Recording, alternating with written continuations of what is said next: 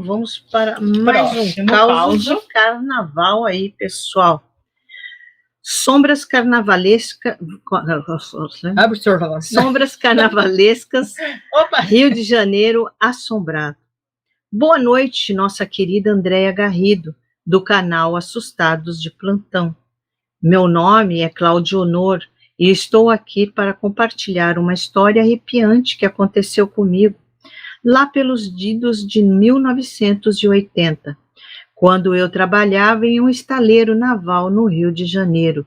Gente, eu li essa história aí há pouco tempo e é muito 10. Era uma noite de carnaval, o Rio estava em festa e eu, como qualquer carioca que se preze, estava no centro da cidade, aproveitando a folia com alguns amigos em um bar. A bebida fluía e a música tocava alto. O clima de alegria era contagiante e eu me deixei levar por essa atmosfera. No entanto, como todas as noites de festa, essa também chegou ao fim. Era tarde da noite quando decidi que era hora de voltar para a pensão onde estava hospedado, que ficava nas redondezas do estaleiro. As ruas estavam estranhamente desertas e um silêncio pairava no ar, contrastando fortemente com a agitação do carnaval que havia acabado de deixar para trás. Caminhei pelas ruas desertas, sentindo os efeitos da bebida, e a sensação de solidão era inquietante. Foi então que algo muito estranho aconteceu. 3 mulheres, vestindo longos vestidos, surgiram atrás de mim. A princípio pensei que fossem foliãs de algum baile de carnaval, que eu não havia percebido. Andavam silenciosamente, como se flutuassem pelo chão. O que mais me perturbou foi o fato de que seus rostos estavam ocultos nas sombras dos chapéus de abas largas que usavam, e seus passos eram tão leves que mal faziam barulho na calçada. Aproximei-me de um poste de luz e virei para olhar melhor, mas para meu espanto, elas simplesmente desapareceram diante dos meus olhos, como se nunca estivesse estado ali. Ainda confuso e com o coração acelerado, após o estranho desaparecimento das 3 mulheres de vestido, foi então que, de repente, comecei a ouvir meu nome sendo chamado. Uma voz de mulher, carregada de raiva, ecoava por todas as direções. Aquilo era inquietante. As palavras que ela proferia eram nítidas, mas a fonte daquela voz parecia se mover, como se estivesse saindo de todas as portas e janelas das casas ao meu redor. Claudionor, onde você está? Claudionor! Ela gritava meu nome repetidamente em um tom que arrepiava minha espinha. Pensou, gente? Eu estava perplexo, incapaz de compreender como a voz podia vir de tantos lugares diferentes ao mesmo tempo. Né? A moça acho que gritava assim, né? Claudionor, onde você está? Claudionor! Era assim. É assim que está me vindo à cabeça. Minha mente estava em um turbilhão e eu não sabia como reagir à situação bizarra. A voz continuava a me perseguir, aumentando essa intensidade e raiva a cada momento chamado. Meus passos se apressavam e eu me via correndo pelas ruas escuras, com a sensação de que algo terrível estava prestes a acontecer.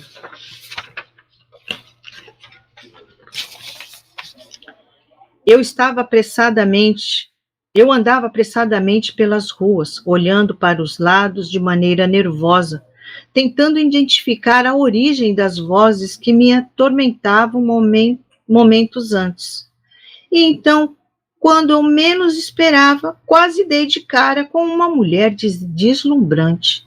Seu vestido longo e prateado brilhava à luz fraca das ruas, Ela tinha uma pele de porcelana tão perfeita que me deixou momentaneamente cativado. Sem dizer uma palavra, ela simplesmente pronunciou um suave olá. Olá, querido. Enquanto tragava seu cigarro, a fumaça dançava em seu rosto antes de ser expelida em direção ao meu. Sua voz era hipnotizante e, por um momento, a preocupação e o medo pareciam se dissipar. Ela me perguntou se eu estava perdido. Sua voz soava como uma melodia. Ela continuou dizendo para eu não ter medo, assegurando que nada de ruim me aconteceria ali.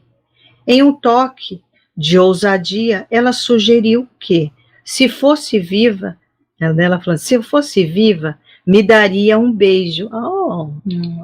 Eu ri nervosamente, pensando que ela era talvez uma de muitas das prostitutas que costumavam a frequentar aquelas ruas naquela época. No entanto, quando me virei para responder à misteriosa mulher, algo estranho aconteceu. Ela simplesmente desapareceu diante dos meus olhos, como se nunca tivesse estado ali. O que estava acontecendo naquela noite de carnaval? Além de qualquer explicação, né? O que estava acontecendo naquela noite de carnaval estava além de qualquer explicação racional. Com o coração ainda batendo descontroladamente, eu continuei a caminhar praticamente em passos largos, que beiravam a corrida. Desesperado, acendi um cigarro para acalmar os nervos. Naquela época eu era um fumante, e o cigarro era o meu fiel companheiro em momentos de tensão como aquele. Virei a esquina, ansioso para se distanciar daquelas experiências inexplicáveis, quando me deparei com uma figura sinistra do outro lado da rua, de paralelepípedo. Era um homem todo vestido de preto, com uma espécie de capa que o envolvia misteriosamente. Seu olhar parecia atravessar minha alma, e uma sensação de terror percorreu meu corpo. Decidi não olhar diretamente para ele, com medo de me deparar com mais surpresas inexplicáveis. Porém, a figura estranha que encostava em um poste de luz não demorou muito a quebrar o silêncio com um educado boa noite e um pedido inusitado. Você teria um cigarro para me dar? Meus dedos tremiam enquanto eu tirava um cigarro do maço e oferecia a esse homem misterioso. Minha voz trêmula respondeu, claro, aqui está. Ele aceitou o cigarro, acendeu com um isqueiro que surgiu magicamente de sua capa e em seguida deu uma tragada profunda. A sensação de estranheza e medo só aumentava, e eu não sabia o que fazer. Quem era esse homem? O homem, sem olhar para mim, disse, não fique com medo das raparigas, não. A Valquíria é a mais assanhada delas, mas ela só quer se divertir em uma noite de carnaval. Respirei fundo e perguntei se a mulher de vestido prateado, que disse que se fosse viva me beijaria, se era ela a Valquíria. O homem de preto deu uma risada que ecoou como um eco sinistro, lembrando-me que aquela risada que ouvi anos depois em um vídeo de Michael Jackson. Né? Deve ser aquele lá do final. Ele deu outra tragada no cigarro e ainda sorrindo disse, meu jovem, se ela fosse viva, com certeza não resistiria a você. Uma risada macabra o seguiu, fazendo arrepiar minha espinha. No entanto, o homem logo ficou sério e deu um aviso crucial. Ele me disse para não virar na tal rua, pois algo terrível me esperava lá. Mas ele me assegurou que que estava disposto a me acompanhar até a pensão onde eu morava, garantindo que nada de ruim me aconteceria. Aquele encontro com as figuras misteriosas continuava a me assombrar enquanto eu andava apressadamente pelas ruas desertas do Rio de Janeiro. Era estranho que o homem de capa preta, apesar de ter prometido me acompanhar até a pensão, tenha ficado parado encostado no poste, como se estivesse apenas observando. A sensação de que algo não estava certo só aumentava à medida que os tiros vindos das ruas adjacentes ecoavam ao ar, aumentando a tensão daquela noite caótica. Finalmente cheguei à porta da pensão onde eu morava. Antes de entrar, não pude deixar de olhar para trás, apenas para me deparar com a visão inquietante. O homem da capa preta estava parado em frente à pensão, como se estivesse aguardando a minha entrada. Minha mente estava em turbilhão e o medo se misturava com a curiosidade.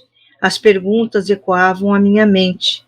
Quem eram essas figuras e por que escolheram aparecer para mim naquela noite? Andréa Garrido, esta é uma perturbadora história que me marcou para sempre. Só imagino, meu Deus! Mas eu amei essa história É muito maravilhosa. Eu achei muito linda, gente, muito linda mesmo, esse caos aqui do Cláudio Honor, né? Sim. Muito bom. Ele estava sendo protegido, né? Tanto as moças, desde as primeiras lá, desde a moça do vestido prateado. Eu queria viver um caos desse aí, viu? Isso é louco. Porque não mas aí não aconteceu nada de ruim com ele. Eles não vieram para assustar, não foram figuras Parecia feias. que eles estavam protegendo o caminho dele. Porque viu que ele falou que era para não entrar em tal rua, de repente Sim, ele era a rua que teve lá o tiroteio. De repente, mais à frente lá, estava tendo tiroteio lá, e pensou, se ele passasse por aquela rua, ele talvez fosse, né, morrer. E aí, pessoal, vocês gostaram desse caos? Eu amei. Estou escrevendo bastante sobre ele. Cadê? Amei esse caos aí.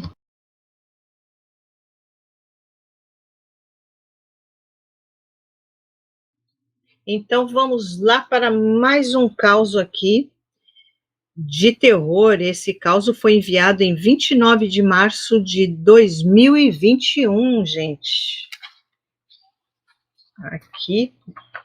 Aqui o nome, né, o título do caos é Terror no Carnaval de São Luís do Paraitinga. Vamos lá. Boa noite, André e assustados de plantão.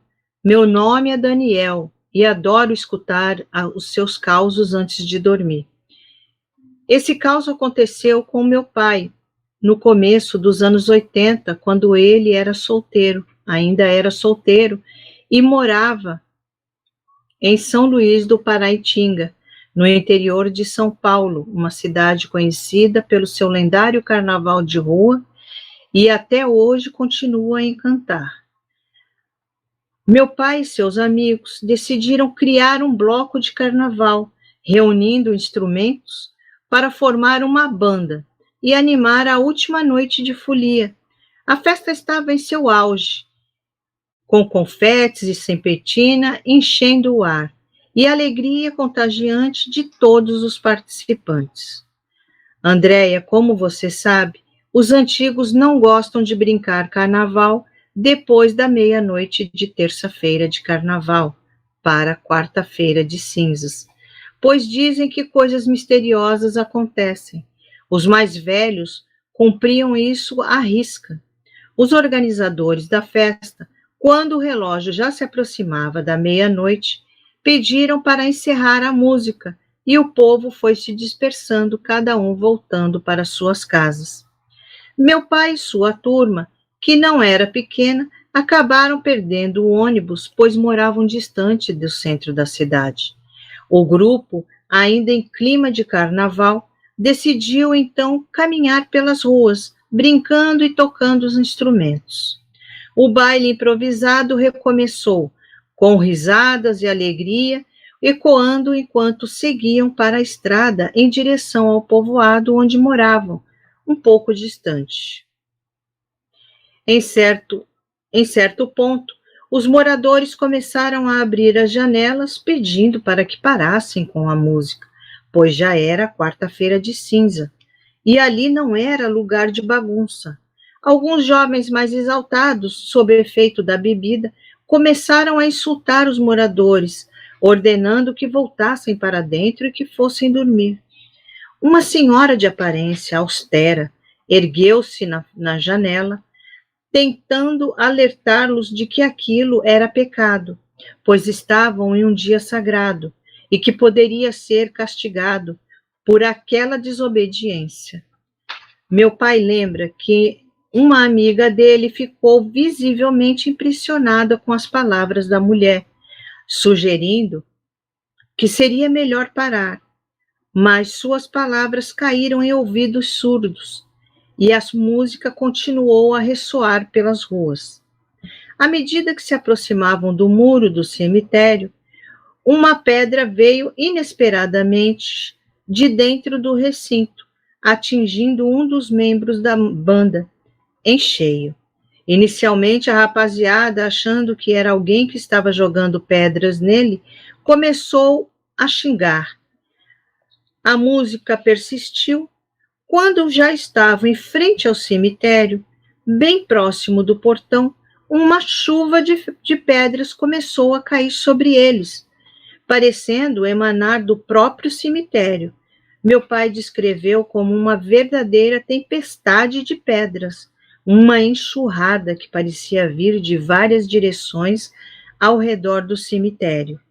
Alguns membros do grupo, desesperados para identificar a fonte das pedras, subiram no muro do cemitério, mas, para espanto deles, não encontraram ninguém por perto. As pedras continuavam a cair, vinda de uma origem desconhecida. A turma, tomada pelo pânico, correu em todas as direções, mas as pedras pareciam segui-los, como se fossem guiadas por uma força invisível. Alguns gritavam que era um castigo divino, enquanto outros se calavam diante do terror iminente.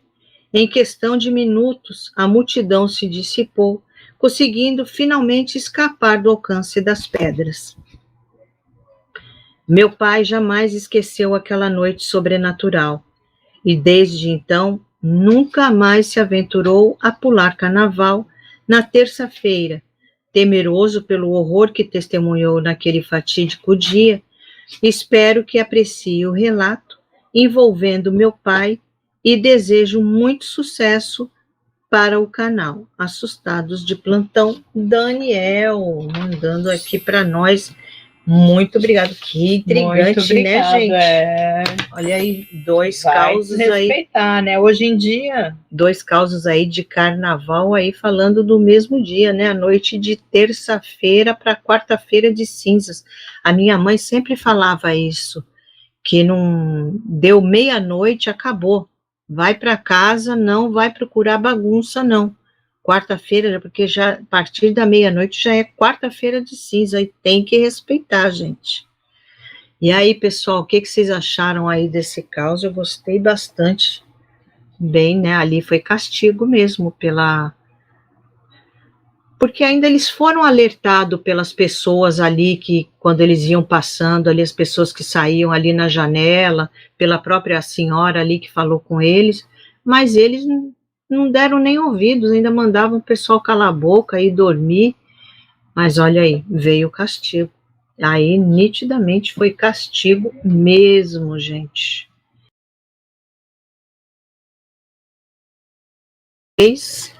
E esse caso é da nossa querida Luciana do Rocio.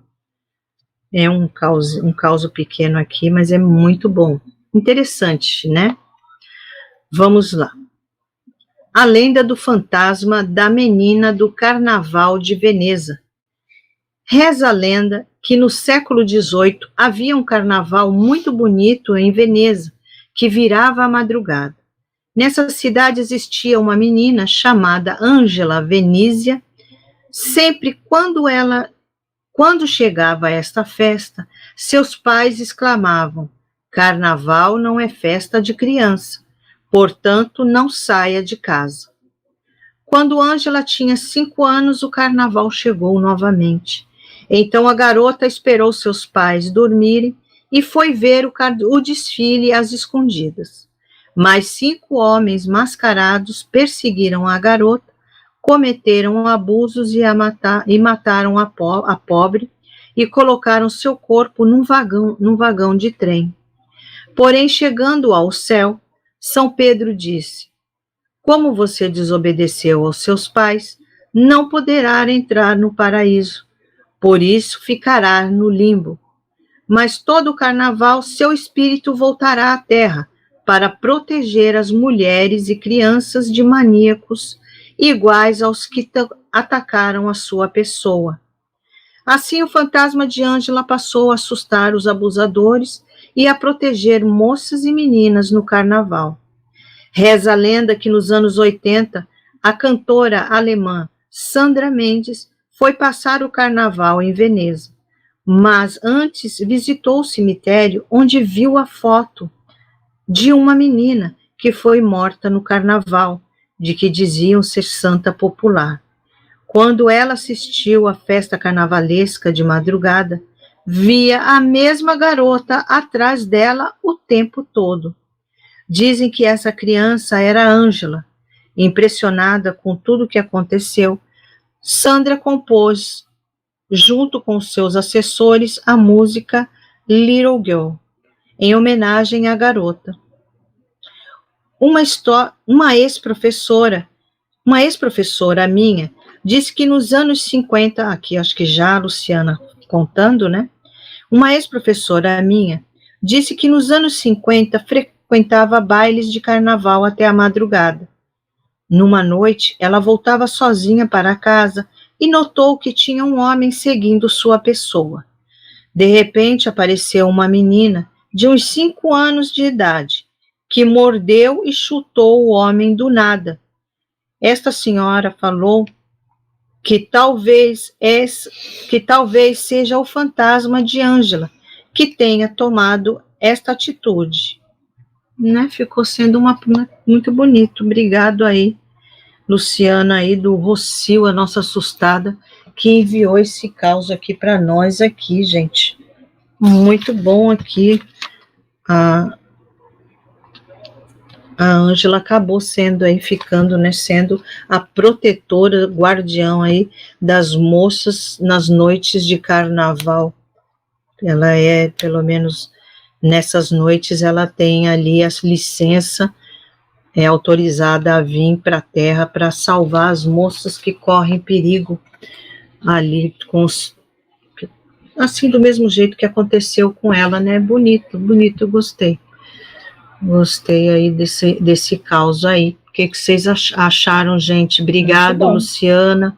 Brigadão mesmo.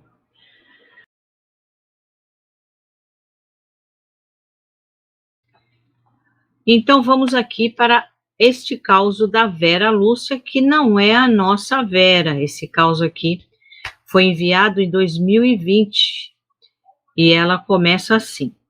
Queridas Andréia e Adriana, meu nome é Vera Lúcia e hoje gostaria de compartilhar com vocês uma história extraordinária que me foi passada pela minha querida avó Ana.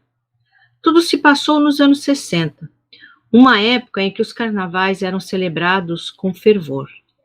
Essa história envolve um amigo muito próximo que naquela época residia na movimentada São Paulo e trabalhava em um restaurante no coração da cidade. Meninas, para que tudo fique mais claro, vou narrar essa história como se eu fosse o amigo da minha avó, Evaldo.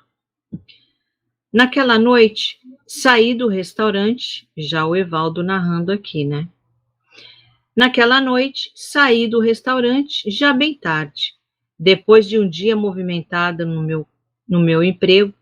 Eu estava apenas há alguns dias trabalhando como garçom ali, e a noite de carnaval tinha sido particularmente agitada. Caminhei pelas ruas, algumas delas já bastante desertas àquela hora. O som distante das festividades de carnaval ecoava pelas vielas estreitas, mas à medida em que me afastava do centro da cidade, o ruído da folia se dissipou. Enquanto seguia pela rua, passei em frente a alguns imponentes casarões antigos, testemunhas silenciosas da era dos barões de café. Essas majestosas construções, um dia o orgulho de famílias poderosas, agora estavam em ruínas, vestígios desbotados de um passado glorioso. Enquanto eu seguia pela rua, imerso aos meus pensamentos sobre os casarões abandonados, fui surpreendido por uma música animada que ecoava pela noite. A marchinha de carnaval tão característica da época parecia surgir de um dos casarões à frente, um lugar que eu não tinha notado em minhas passagens anteriores pela região. Ele sempre passava ali e nunca tinha reparado aquele casarão ali. Atraído pela música e pela curiosidade, meus passos se tornaram mais lentos à medida que me aproximava do casarão iluminado. O casarão estava todo iluminado, com muitas pessoas com máscaras e com fantasias nas sacadas. Com certeza, a restauração ficou perfeita, pois o casarão parecia novo. A música animada, agora mais alta, preenchia o ar e era contagiante. Foi então que avistei uma figura feminina parada junto ao portão, destacando-se pela sua elegância e presença, e que estava de máscara. Ao passar por ela, não pude deixar de cumprimentá-la com um boa noite cortês. Embora minha atenção já estivesse capturada por sua aura misteriosa, sua resposta, um simples boa noite, em uma voz suave, cativante, foi o suficiente para despertar minha curiosidade.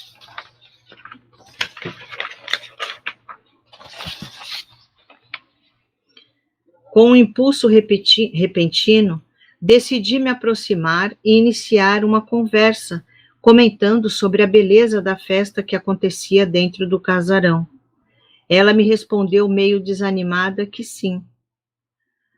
A jovem começou a compartilhar comigo uma parte de sua história, revelando que seu pai costumava organizar esse baile todas as terças-feiras de carnaval, convidando amigos e conhecidos para a celebração. No entanto, ela confessou que não se sentia tão entusiasmada com esses eventos, pois raramente encontrava alguém com quem pudesse conversar confortavelmente. Enquanto ela narrava esses detalhes, estranhamente ela segurou minha mão suavemente, seus olhos fixos nos meus, como se houvesse uma conexão inexplicável entre nós naquele momento. E então, de maneira inesperada, ela me fez um convite intrigante. Você não quer entrar comigo? A proposta daquela mascarada, cujo nome eu nem sequer conhecia, enviou um arrepio pela minha espinha, uma sensação inexplicável que parecia atravessar o ar da noite. Mesmo assim, decidi aceitar. Seduzido pela aura misteriosa que envolvia aquela garota, e vou ser sincero, eu já estava gamadinho. Adentramos juntos o casarão e logo nos encontramos em um espaço magnífico, adornado por vitrais.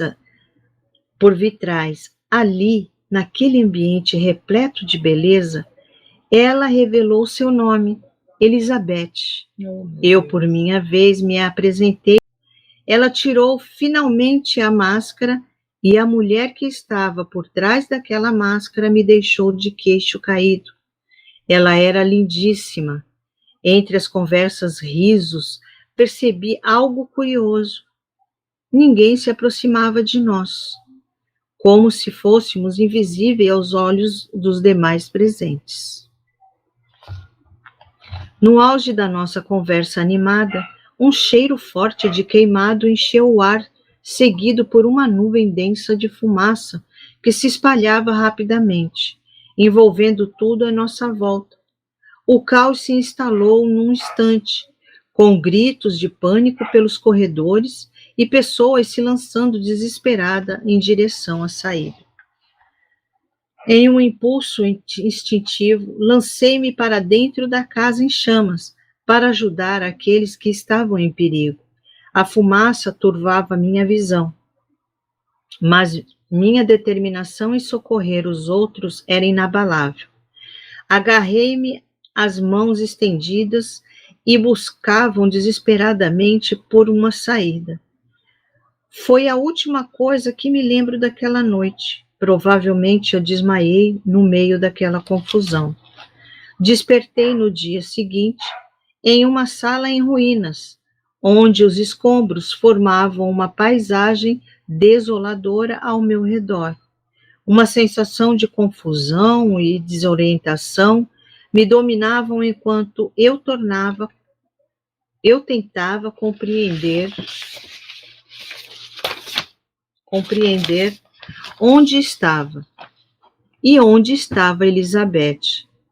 O que antes fora um cenário festivo e luminoso, agora estava em ruínas, consumido pelo fogo e pelo abandono. Ao sair para fora da construção, deparei-me com a visão chocante do casarão em que estive na noite anterior, agora reduzidos a escombros e cinzas. Era como se o tempo tivesse recuado décadas, transformando aquele lugar em uma relíquia do passado, perdida no emaranhado da vegetação que a engolia. Desorientado e atordoado, pus-me a caminhar em direção à minha casa, sem entender completamente o que havia acontecido naquela fatídica noite. As imagens do incêndio, a sensação do desmaio e aqueles escombros não saíam da minha mente. Quando voltei ao trabalho, meio sem graça, perguntei para meu patrão se ele sabia de um casarão que pegou fogo ali perto, há muitos anos atrás. E ele disse que não saber de nada. Foi quando o pai dele, que estava sentado ali perto, disse que eu estava falando da casa de uma família riquíssima que pegou fogo na noite de carnaval.